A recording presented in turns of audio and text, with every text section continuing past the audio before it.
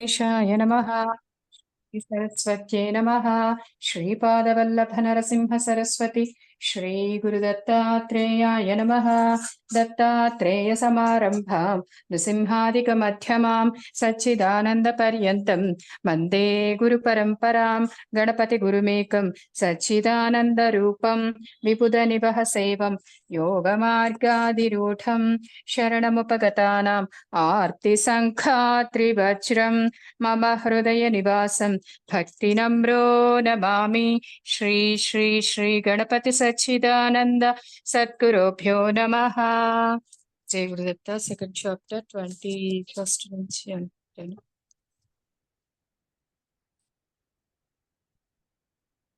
21st second chapter 21st నుంచి today.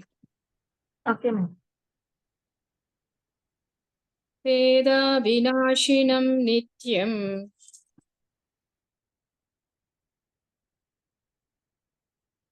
జయ గురుదత్త.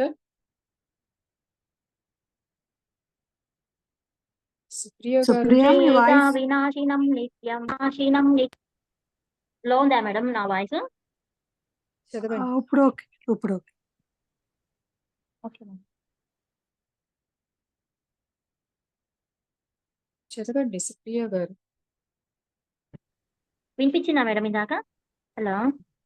వినిపించలేదు. వేద వినాశినం నిత్యం వేద వినాశినం నిత్యం య ఏనమజమవ్యయం య ఏనమజమవ్యయం. జయ గురుదత్త. సుప్రియ గారు య వాయిస్. ఏనమజమవ్యయం. కథం స పురుషః పార్థ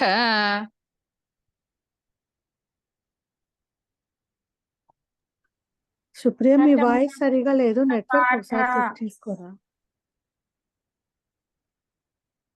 వెంటనే అందుకోవటం లేదు సుప్రియ. మేడం ఇప్పుడు వినిపి సిగ్నల్ సరిగ్గా లేదండి. ఇప్పుడు ఒకసారి చూడండి మేడం, లేకుంటే గాన బ్రేక్ వస్తుంది. సుప్రియ గారు మీ వాయిస్ బ్రేక్ గా వినిపిస్తుంది.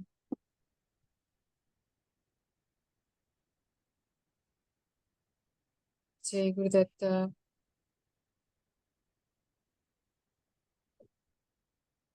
జయ గురుదత్త. సుప్రియ మేడం చెప్పండి మేడం, వినిపించట్లేదా? లేదు సుప్రియ, వాయిస్ బ్రేక్ అయింది. ఇప్పుడు ఒక్కటే వినిపించింది, వినిపించలేదా అన్నది.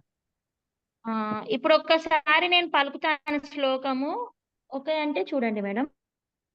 చెప్పండి. వేద వినాశిన వేద వినాశినం నిత్యం వేద వినాశినం నిత్యం. తర్వాత కూడా చదవండి. మేడం క్లియర్ గా ఉందా మేడం వాయిస్? వినిపిస్తుంది. య చదవండి. ఏనమజమవ్యయం య ఏనమజమవ్యయం కథం స పురుషః పార్థ కథం స పురుషః పార్థ. పురుషః పార్థ షా పక్కన ఎఫ్ రాసుకోవాలి. Okay madam. విసర్గం పక్కన పా లెటర్ వచ్చింది కాబట్టి ఎఫ్ తో పలకాలి. Okay madam. కథం స పురుషః పార్థ కథం స పురుషః పార్థ కం ఘాతయతి హంతికం కం ఘాతయతి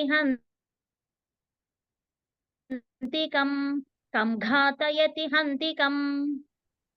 వేద వినాశినం నిత్యం య ఏనమజమవ్యయం వేద వినాశినం నిత్యం య ఏనమజమవ్యయం వేద వినాశినం నిత్యం య ఏనమజమవ్యయం. కథం స పురుషః పార్థ కం ఘాతయతి హంతికం కథం స పురుషః పార్థ కం ఘాతయతి హంతికం. కథం స పురుషః పార్థ కం ఘాతయతి హంతికం. వేద వినాశినం నిత్యం య ఏనమజమవ్యయం కథం స పురుషః పార్థ కం ఘాతయతి హంతికం వేదా వినాశినం నిత్యం ఏనమజమవ్యయం కథం స పురుషః పార్థ కం ఘాతయతి హంతికం వేదా వినాశినం నిత్యమజమవ్యయం కథయతి హంతికం. జై గురుదత్త. సుప్రియ గారు మీది బాగా వాల్యూమ్ డిస్టర్బెన్స్ గా ఉంది. మేడం సిగ్నల్ స్వప్న మేడం రమ్య మేడం చదువుతా అన్నారు. ఆ, రమ్య గారు మీరు చదవండి. సుప్రియ గారు మీరు కొంచెం mute గా ఉండండి. చదువుతారేమో చెప్పండి మేడం. ఆ, ఓకే మీ వాయిస్ సరిగ్గా వినిపించట్లేదు. రమ్య మేడం చదువుతారా? అన్మ్యూట్ చేసుకోండి మేడం. Okay madam. ఓకే. జై గురుదత్త. మేడం చెప్పేది 21st టెస్ట్ అండి. వేద వినాశినం నిత్యం య ఏనమజమవ్యయం కథం స పురుషః పార్థ కం ఘాతయతి హంతికం. వేద వినాశినం నిత్యం య ఏనమజమవ్యయం కథం స పురుషః పార్థ కం ఘాతయతి హంతికం. వాసాంసి జీర్ణాని యథా విహాయ వాసాంసి జీర్ణాని యథా విహాయ వాసాంసి జీర్ణాయ యథా విహాయ మళ్ళా చెప్పండి. వాసాంసి జీర్ణాని యథా విహాయ నవాని గృహ్ణాతి నరోపరాణి నవాని గృహ్ణాతి నరోపరాణి నవాని గృహ్ణాతి నరోపరాణి. ఇక్కడ ఫస్ట్ అణా పలకండి, తర్వాత హా పలకండి. గృణ్హాతి అని పలకండి. ఓకే. నవాని గృహ్ణాతి నరోపరాణి మళ్ళా చదవండి.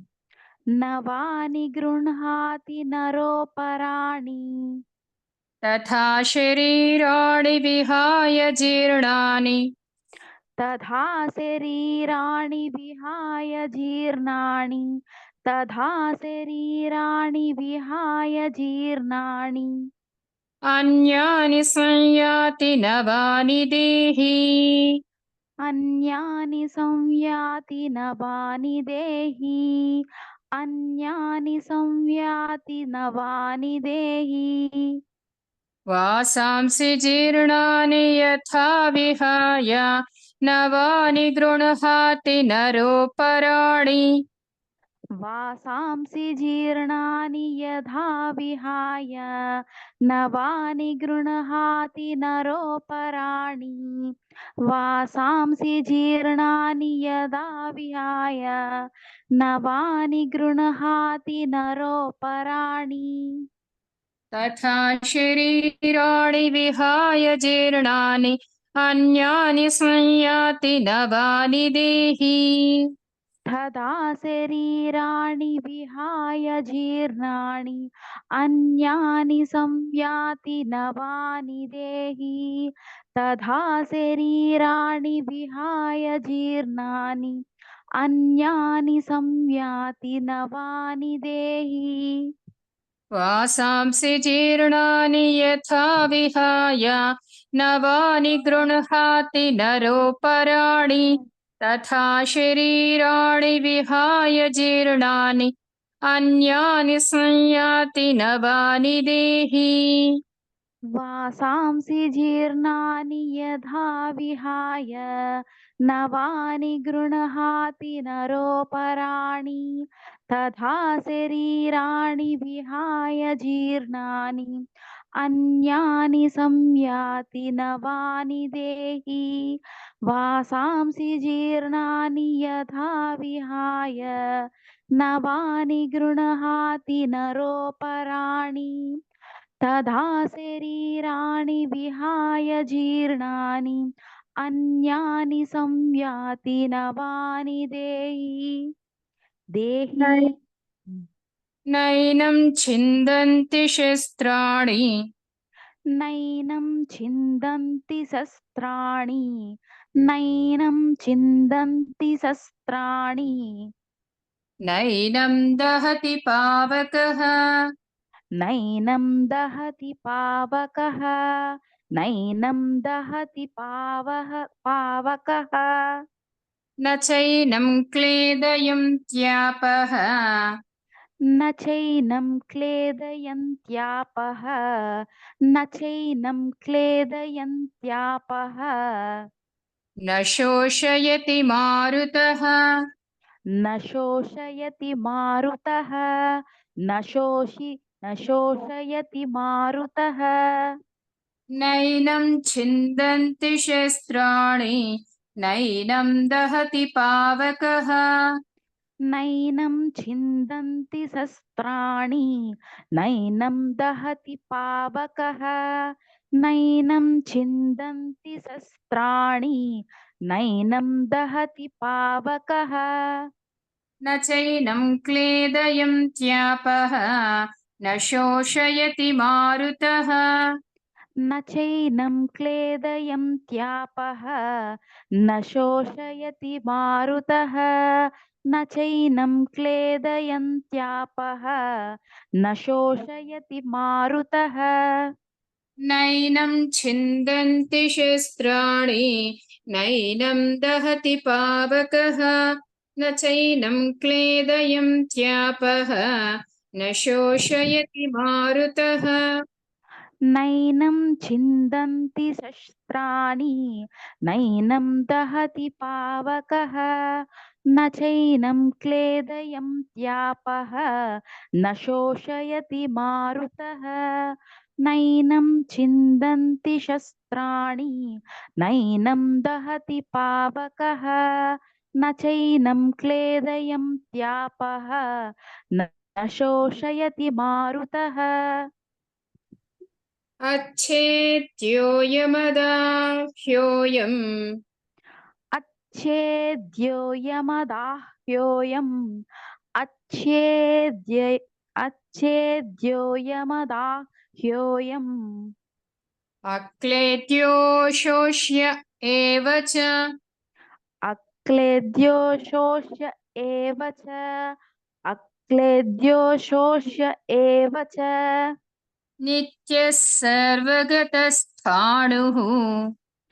नित्यसर्वगतस्थाणुः नित्यः सर्वगतस्थाणुः अचलोऽयं सनातनः अचलोऽयं सनातनः अचलोऽयं सनातनः अच्छेद्योऽयमदाह्योऽयम् अक्लेद्यो शोष्य एव च अच्छेद्योऽयमदाह्योऽयम् अक्लेद्यो शोष्य एव च अच्छेद्योऽयमदाह्योऽयम् अक्लेद्यो शोष्य एव च नित्यः सर्वगतस्थाणुः अचलोऽयं सनातनः नित्यः सर्वगतस्थाणुः अचलोऽयं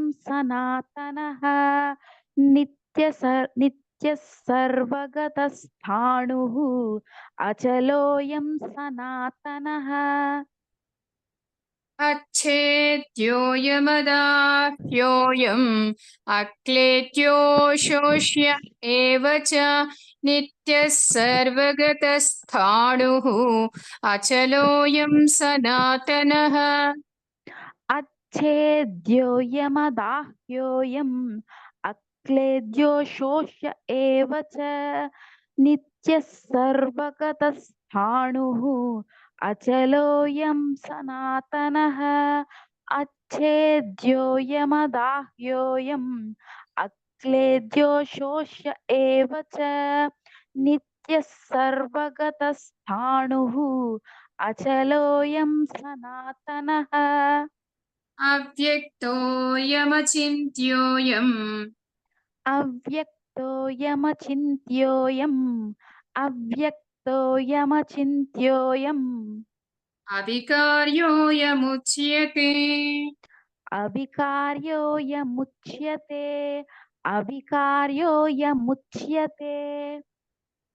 తస్మాదేవం విదిత్వైనం తస్మాదేవం విదిత్వైనం తస్మాదేవం విదిత్వైనం నానుశోచితుమర్హసి నానుశోచితుమర్హసి నానుశోచితుమర్హసి అవ్యక్తోయమచింత్యోయం అవికార్యోయముచ్యతే అవ్యక్తోయమచింత్యోయం అవికార్యోయముచ్యతే అవ్యక్తోయమచింత్యోయం అవికార్యోయముచ్యతే తస్మాదేవం విదిత్వైనం నానుశోచితుమర్హసి తస్మాదేవం విదిత్వైనం నానుశోచితుమర్హసి తస్మాదేవం విదిత్వైనం నానుశోచితుమర్హసి అవ్యక్తోయమచింత్యోయం అవికార్యోయముచ్యతే తస్మాదేవం విదిత్వైనం నానుశోచితుమర్హసి అవ్యక్తోయమచింత్యోయం అవికార్యోయముచ్యతే తస్మాదేవం విదిత్వైనం నానుశోచితుమర్హసి అవ్యక్తోయమచింత్యోయం అవికార్యోయముచ్యతే తస్మాదేవం విదిత్వైనం నానుశోచితుమర్హసి అథ చైనం నిత్యజాతం అధ చైనం నిత్యజాతం అధ చైనం నిత్యజాతం నిత్యం వా మన్యసే నిత్యం వా మన్యసే మృతం నిత్యం వా మన్యసే మృతం నిత్యం వా మన్యసే మృతం తథాపి త్వం మహాబాహో తథాపి త్వం మహాబాహో తథాపి త్వం మహాబాహో నైవం శోచితుమర్హసి నైవం శోచితుమర్హసి నైవం శోచితుమర్హసి అథ చైనం నిత్యజాతం నిత్యం వా మన్యసే మృతం అధ చైనం నిత్యజాతం నిత్యం వా మన్యసే మృతం అధ చైనం నిత్యజాతం నిత్యం వా మన్యసే మృతం తథాపి త్వం మహాబాహో నైవం శోచితుమర్హసి తథాపి త్వం మహాబాహో నైవం శోచితుమర్హసి తథాపి త్వం మహాబాహో నైవం శోచితుమర్హసి అథ చైనం నిత్యజాతం నిత్యం వా మన్యసే మృతం తథాపి త్వం మహాబాహో నైవం శోచితుమర్హసి అధః చైనం నిత్యజాతం నిత్యం వా మన్యసే మృతం తథాపి త్వం మహాబాహో నైవం శోచితుమర్హసి అధ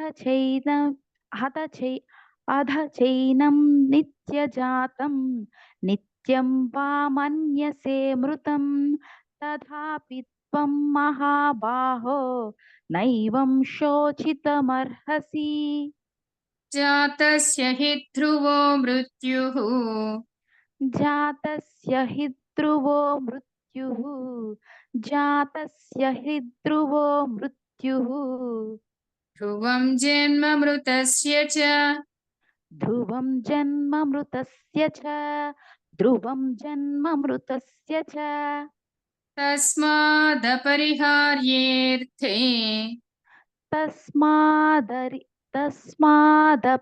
తస్మాదపరిహార్యేద్యే తస్మాదపరిహార్యేధ్యే నత్వం శోచితుమర్హసి నత్వం శోచితుమర్హసి నత్వం శోచితుమర్హసి జాతస్య హి ధ్రువో మృత్యుః ధ్రువం జన్మమృతస్య చ జాతస్య హి ధ్రువో మృత్యుః ధ్రువం జన్మ మృత్యసి జాతస్య హి ధ్రువో మృత్యుః ధ్రువం జన్మ మృతస్య చ తస్మాదపరిహార్యేర్థే నత్వం శోచితుమర్హసి తస్మాదపరిహార్యేర్థే నత్వం శోచితమర్హసి తస్మాదపరిహార్యేర్థే నత్వం శోచితమర్హసి జాతస్య హి ధ్రువో మృత్యుః ధ్రువం జన్మమృతస్య చ తస్మాదపరిహార్యేర్థే నత్వం శోచితుమర్హసి జాతస్య హి ధ్రువో మృత్యుః ధ్రువం జన్మ మృతస్య చ తస్మాదపరిహార్యేర్థే నత్వం శోచితమర్హసి జాతస్య హి ధ్రువో మృత్యుః ధ్రువం జన్మ మృతస్య చ తస్మాదపరిహార్యేర్థే నత్వం శోచితుమర్హసి. జై గురుదత్త. బాగా చెప్పారు. జై గురుదత్త. ఓకే, జై గురుదత్త. చదివే వాళ్ళు హ్యాండ్ రైస్ చేయండి.